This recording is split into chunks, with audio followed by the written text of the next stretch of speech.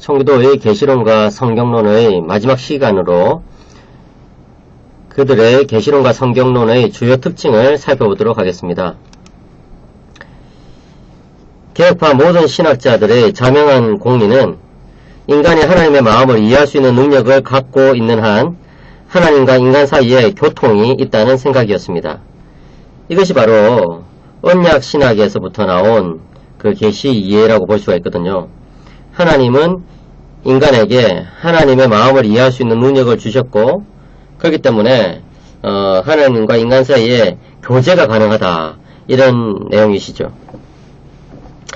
그런데 그와 함께 또 이 개혁파 신학자들은 유한은 무한을 담을 수 없다, 이런 말을 남겼거든요. 라틴어로 finitum non capax infinity라고 했는데요. 이 finitum은 유한한 것을 뜻합니다. 그 다음에 non capac는 뭐뭐 할 수 없다, 이런 것이고요. infinity라는 것은 무한함의 이런 뜻이거든요. 그러니까 이제 무한함을 감당해낼 수 없다, 이런 뜻이에요. 담아낼 수 없다, 이런 뜻이죠. 그렇게 보자면은 인간은 하나님을 결코 충분히 파악할 수가 없게 되거든요. 그러나 제임스 패커가 말하는 것처럼 하나님의 말씀에 일치하는 한 인간은 하나님에 대한 올바른 지식을 가질 수가 있게 되는 것입니다. 그렇기 때문에 성경이란 것은 하나님을 알 수 없는 인간에게 하나님을 알려주는 그 유일한 계시의 근원이 된다고 볼 수가 있는 것입니다. 이런 계시론을 가졌던 청교도들은 두 가지 극단적인 그런 경향성을 피했거든요. 첫 번째는 로마 가톨릭의 견해고, 두 번째는 신령주의적인 견해입니다. 청교도들은 하나님의 계시가 교회보다 더 앞선다고 이렇게 말했습니다. 존 오웨어는 교회가 빛을 품고 있긴 하지만 교회 그 자체가 빛은 아니다라고 주장했습니다. 이것은 교회의 전통과 계시를 동등선에 놓고 또 전통을 계시를 이해하는 열쇠로 여기었던 로마 가톨릭의 그런 사제주의적인 계시관을 비판하는 것이었습니다. 로마 가톨릭은요, 트렌트 공의회 그 루터 사후에 이제 곧 열렸던 그 트렌트 공의회 때부터 바티칸 공의회에 이르기까지, 20세기의 바티칸 공의회에 이르기까지 한결같이 교회의 전통을 계시와 동등하게 그렇게 취급했습니다. 그러니까 이 권위의 두 원천이 하나님의 말씀인 성경 외에도 이 교회의 전통이 있었던 것이죠. 교부들의 말이라든지 또 교황의 그런 어떤 글이라든지 교황 문헌들, 이런 것들을 말하는 거예요. 그런데 이 청교도들은 그런 견해를 아주 강하게 비판했죠. 그와 동시에 오웨는 소위 말하는 직통계시를 거부한 것을 볼 수가 있습니다. 특별히 오웨는요, 퀘이커 교도들과 아주 격렬하게 논쟁했거든요.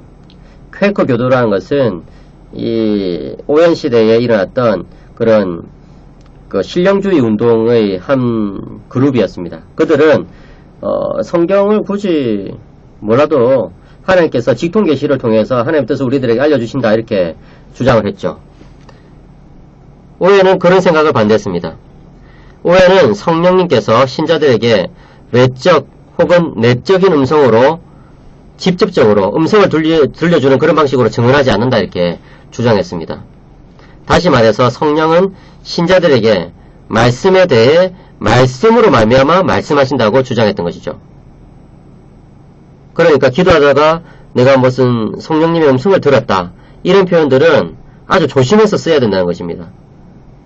음성을 들었다고 했을 때 그것은 내가 이런 생각이 났다, 기도할 때 하나님께서 이런 깨달음을 주신 것 같았다, 이렇게 표현을 해야지, 마치 성령님께서 나의 마음속에 직접적으로 계시를 넣어주신 것처럼 그렇게 생각해서는 안 된다는 것입니다. 왜냐하면 계시의 유일한 수단은 지금 현재로는 하나님의 말씀인 성경뿐이기 때문에 그런 것이죠. 성령과 말씀이 신자들의 마음과 지성 속에서 함께 역사할 때에 자연적인 어둠이 물러가고 악한 저항이 다 극복되어 버리는 것입니다. 오해는 성령과 말씀을 철저히 분리시키는 그런 사람은 자신의 성경을 태워버리는 사람이다. 이렇게 주장했습니다. 아주 강력한 주장이죠. 그래서 성령님과 말씀을 분리시켜서는 안 된다. 그래서 이 종교개혁자들의 중요한 원리였던 스피리투스 쿰 베르보라의 원리, 말씀과 함께하는 성령의 원리를 강조했던 것입니다. 요약하자면은 성령이 외적으로 신자들에게 성경이 하나님의 말씀이라는 것을 보증하실 때에 동시에 내적으로 성령의 내적 증언을 통해서 제공된 이 조명이 신자들의 마음속에 하나님의 말씀을, 하나님의 뜻을, 하나님의 마음을 이해할 수 있도록 하시는 것입니다. 그러니까 성령은 성경이 하나님의 말씀이라는 것을 외적으로 보증할 뿐만 아니라 내적으로 증거한다. 이렇게 볼 수가 있는 것이죠. 이처럼 청교도에게 있어서 성경은 웨스트민스터 신앙고백서 제1장이 가르치는 것처럼 신학의 인식적 원천이 되는 것입니다. 프린키피움 코그노스캔디 테올로기아이라고 볼 수가 있는 것이죠. 이와 함께 청교도들은 그리스도를 매우 강조하였습니다. 오웨는 그리스도를 모든 진리의 신성한 저장소라고 표현했습니다. 그와 마찬가지로 에드워드 레이롤즈도 그리스도는 신적으로 계시된 모든 진리의 총화와 중심이라고 주장했죠. 그리스도는 자신의 인격의 영광 속에 존재론적 기초를 제공하심으로써 하나님에게서 온 계시가 인간에게 전달되게 하신 것입니다. 그러니까 쉽게 말해서 그리스도 자신의 인격 가운데 하나님의 계시가 충만하게 임재할 수 있는 그런 존재론적 기초가 이제 제공되었다. 이렇게 볼 수가 있는 것이죠.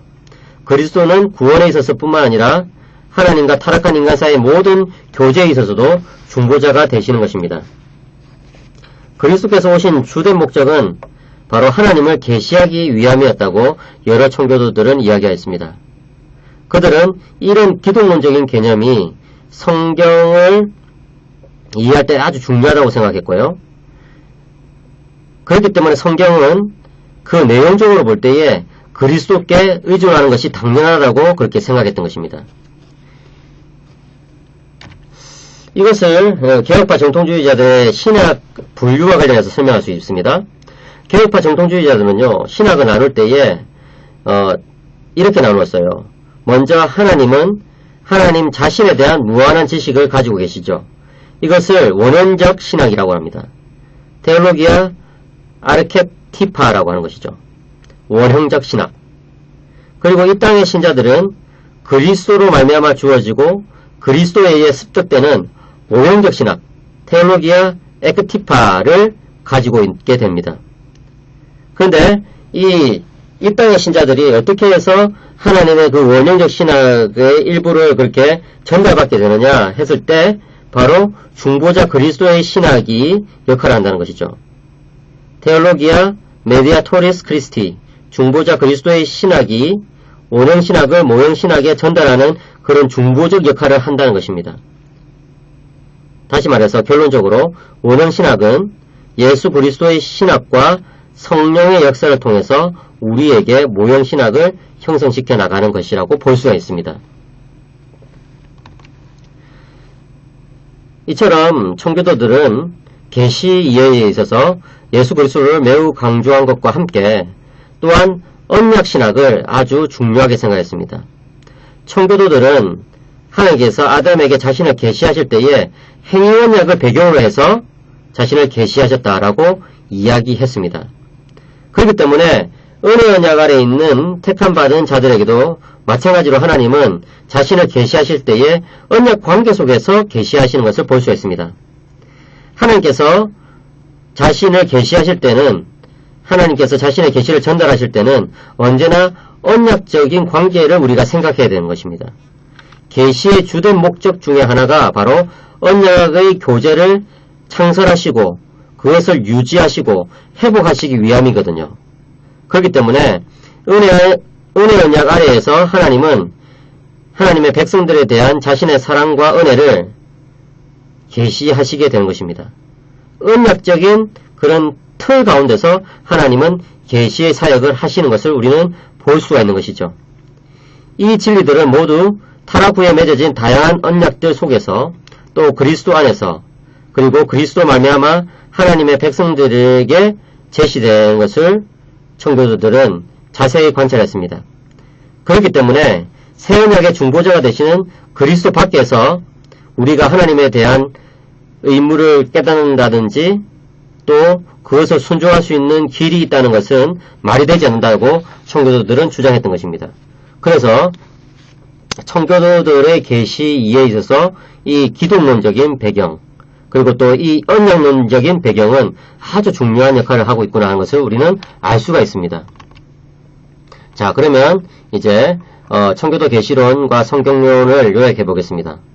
청교도는요, 구딘이 주장한 것처럼 자연 계시가 에덴 동산에서 아담에게는 충분했었지만 타락한 이후로는 구원에 불충분하다는 사실을 잘 알고 있었습니다. 그렇기 때문에 청교도는 모두 타락 이후에 하나님에 대한 이중적인 지식이 있음을 인정했던 것입니다. 구원 얻는 지식은 초자연적 지식이고 그 지식은 중보자이신 예수 그리스도로 말미암아 오는 것이죠. 성자는 성령을 통해서 신자들에게 성부를 계시하고 그리하여 신자들은 하나님을 올바르게 알게 되는 것입니다. 자연신앙만으로는 이런 것을 절대로 성취할 수가 없게 되는 것이죠.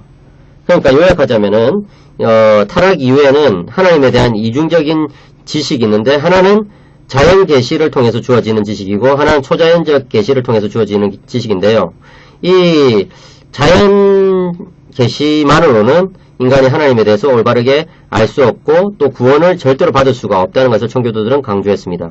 그리고 초자연적인 계시는 바로 중보자이신 예수 그리스도로 말미암아서 주어지는 것으로서 그것을 알 때만 하나님을 올바르게 알게 되고 구원을 받을 수 있게 된다는 것이죠. 따라서 성경을 믿고 순종하기 위해서는 성령이 창조하신 초자연적 신학과 초자연적 믿음을 필요로 합니다. 성령의 내적 및 외적인 증언이 없으면 성경은 죄악된 피조물에게 아무 쓸모가 없게 되는 것이죠. 이것은 청교도들에게 기독교 신학이 왜 초자연적 관점에 따라서 생각되어야 하는지를 설명해 준다고 볼 수가 있습니다. 그렇지 않으면 기독교 신학은 신학이 아닌 것이죠. 당연히 초자연 신학은 또한 삼일체적인 초점을 가지고 있어야 합니다. 이것이 바로 우리가 주요 청교도 신학자들에게 발견하는 계시론인데요. 그렇다면 여기서 우리는 이제 두 가지 질문을 할 수가 있겠죠. 청교도들은 과연 성경을 어떻게 이해했느냐, 그들은 성경을 어떻게 주석했느냐, 해석했느냐 하는 그런 문제가 하나 있을 것이고, 또한 청교도들은 어떻게 성경에서 삼일체적인 그런 내용들을 발견했느냐 하는 것입니다. 일단 다음 시간에는 청교도들의 성경 주석법을 먼저 설명하고요. 그 다음 시간에 계속해서 청교도들의 신론과 또 삼일체론에 대해서 연속적으로 살펴보도록 하겠습니다. 감사합니다.